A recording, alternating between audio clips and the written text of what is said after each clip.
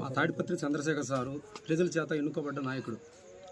గోవింద్ గారు మీరు ఒక ప్రజా నాయకుడు కాదు, ప్రజల చేత ఎన్నుకోబడ్డ నాయకుడే కాదు, ఒక పార్టీ, ఒక పంచాయతీలో ఒక గల్లీ లీడర్. అది మా సార్ని అనే కెపాసిటీ నీకు లేదు, నీ స్థాయి కాదు.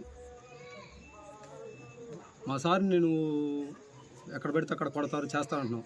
నీకు దమ్ము ధైర్యం ఉంటే ఒకసారి టచ్ చేసి చూడు. వైసీపీ కార్యకర్తల నిజరూపం చూస్తావు నువ్వు. ఒళ్ళు దగ్గర పెట్టుకొని మాట్లాడడం మంచిది.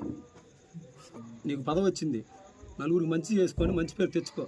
ఇలా మా ఎమ్మెల్యే తాడిపత్రి గారి గురించి అవమానకరంగా, నీచంగా, ఆధారాలు లేకుండా మాట్లాడడం సరికాదు. గత ప్రభుత్వంలో, వైసీపీ ప్రభుత్వంలో మీరు ఎన్నో పనులు చేర్చుకున్నారు. మేము అప్పుడు తలుచుకుంటే మీరు ఇవాళ తిరిగేవాళ్ళు కాదు. మీకులాగా మేము రాజకీయం చేయలేదు, వైసీపీ పార్టీ మాకు నేర్పించలేదు.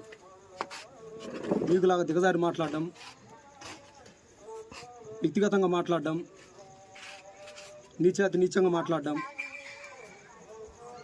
నీకు దమ్ము ధైర్యం ఉంటే ఇన్ఛార్జి గారిని, మా ఎమ్మెల్యే గారితో మీ ఛానల్లోనే, మీ ఏబిఎన్ ఛానల్లోనే ఒక 10 నిమిషాలు డెబ్యూట్ మాట్లాడండి.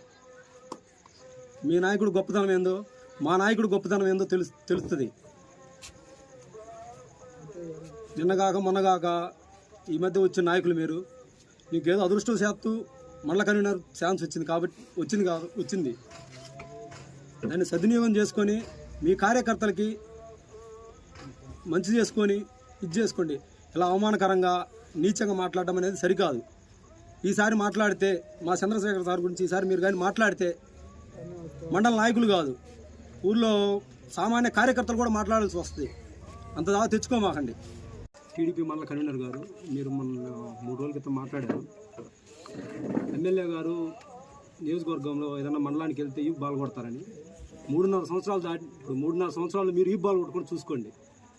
మేం కాదు, మీరు అధికారంలో ఉన్నారు, మేము ప్రతిపక్షంలో ఉన్నాము.